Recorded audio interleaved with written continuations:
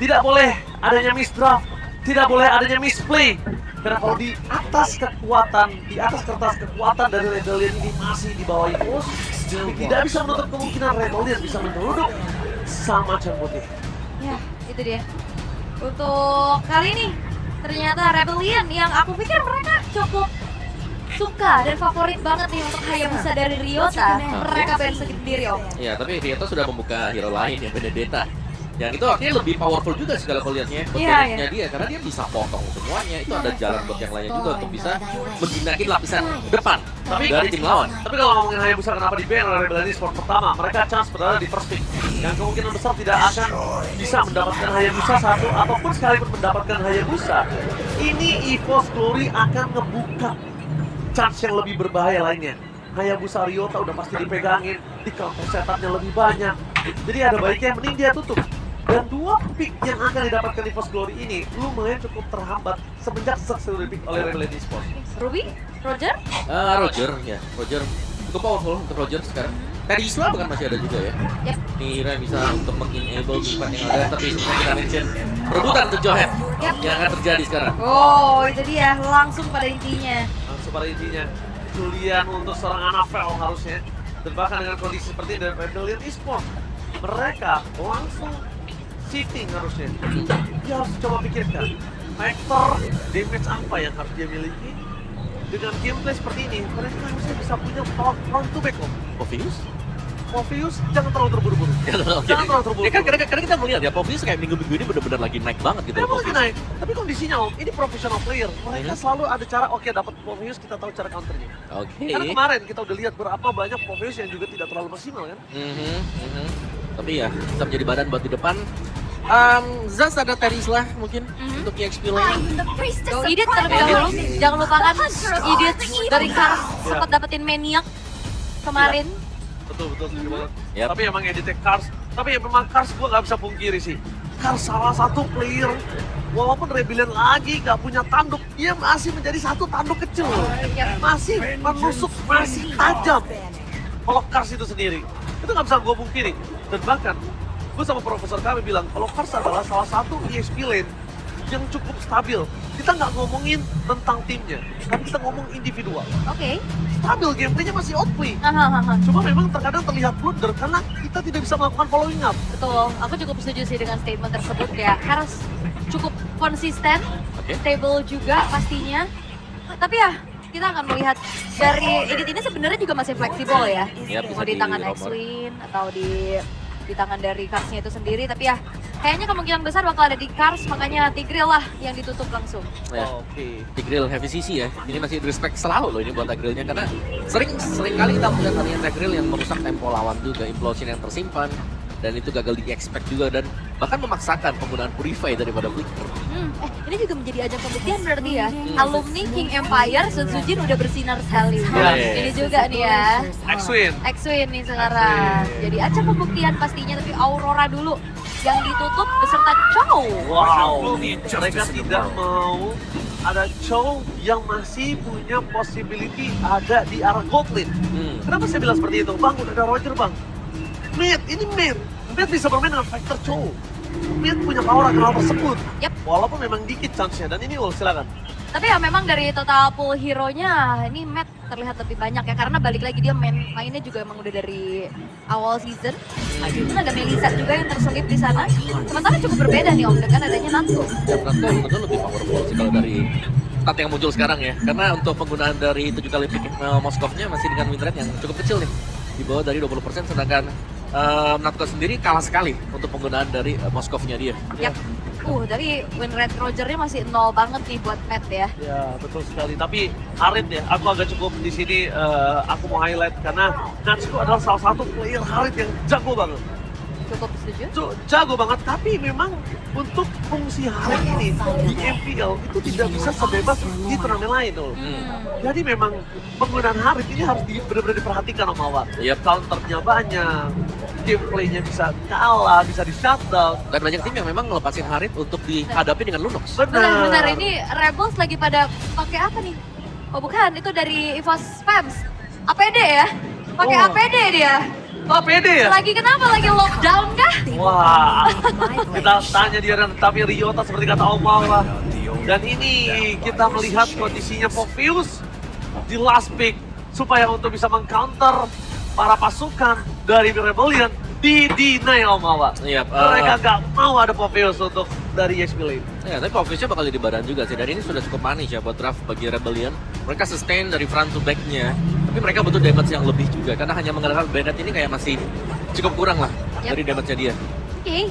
Tapi last pick dari Evo Glory menuju ke arah Arlott. Alright. Oke.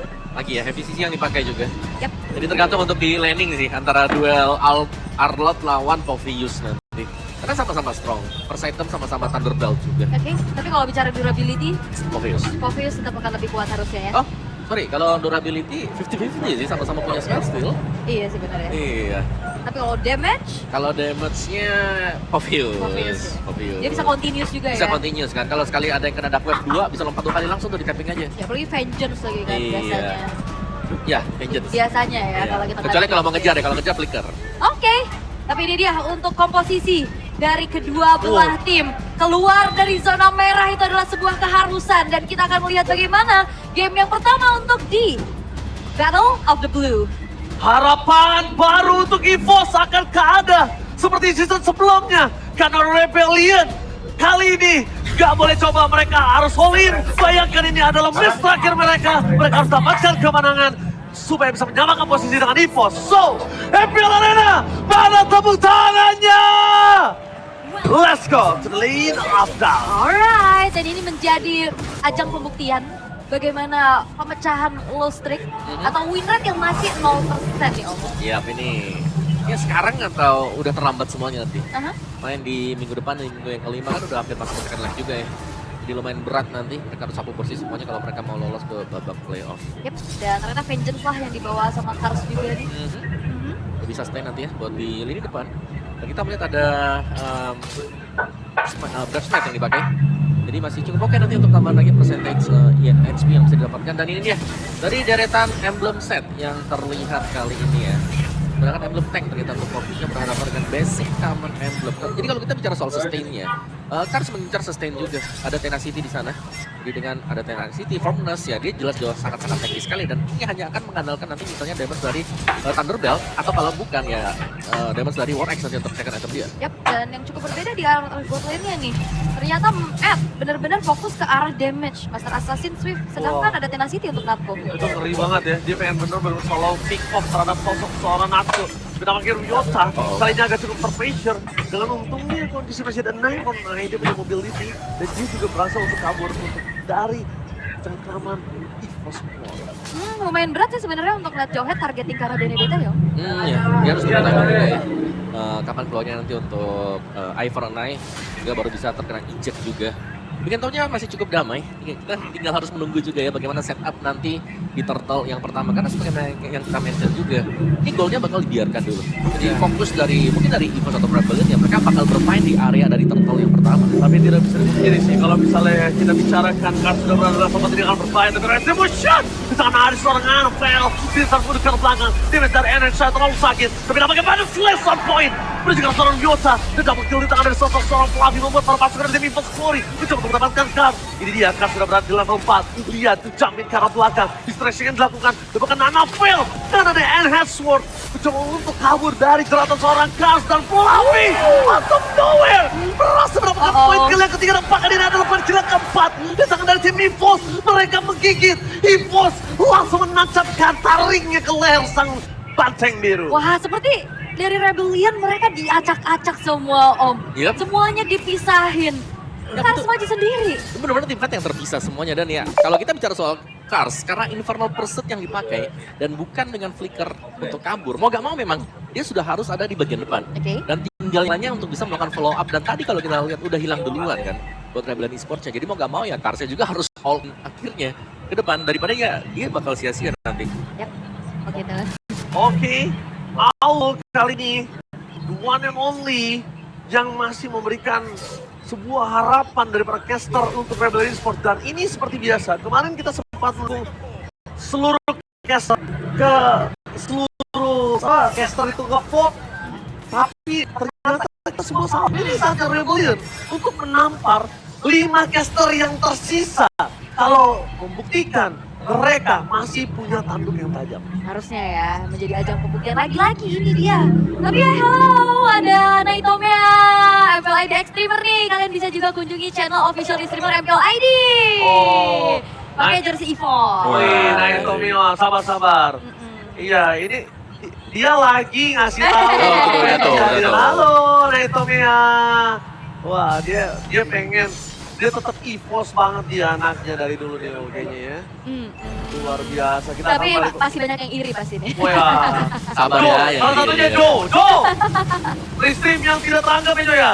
Tapi apa kita pasang nanti Pak cepat terjadi menentukan sama X-Men atau mana bawah yang masuk formatting. Tidak ada sosok dari Turtle yang tersentuh sedikit pun. Ternyata ini hanyalah bait belaka, Ul. Hanya bait untuk bisa mendapatkan 1 poin kill. Target utama mereka bukan Turtle nampaknya. Tapi kayaknya udah mulai disentuh juga karakter Turtle-nya. Yang buat kekurangan kuantitas dari Rebel lagi under yang gak bakal kontes ya. Ya, dan mereka sulit ya untuk bisa masuk karena ya Rio dengan Benedetta bukan hero yang kebal ya. Jadi sekali salah move di sana dia bisa langsung dipunish juga. Sementara Matt, kita bicara soal Golden, balik lagi ya, Matt dengan emblem assassin yang tadi terlihat. Impact-nya gak besar-besar banget, gak bisa ngusir mundur loh. Karena kok bahkan masih survive dari tadi. Gimana mereka mau mundur sekarang kita lihat? Ya, dia udah kalah terhadap Turtle. Natsuko punya power Turtle, punya power gold level beda 1. Jadi bisa dibilang kalau map ini mau maksa masuk ke dalam, ya gamblingnya udah bukan 60-50, ini udah kayak 70-30 kalau menurut saya. Ya oke. Dan itu dia item yang delay memang ya buat experience mereka. Cars barusan mendapatkan Thunderbolt. Tapi tertinggal memang ada 1 domain tadi tertinggal. Dan kehadiran Johead ini selalu bisa membuka vision juga buat siapapun yang menggunakan Johead. Dan lihat tuh, Pink Shield, wow. Oke, lihat on the situational top dan tadi Yota is coming.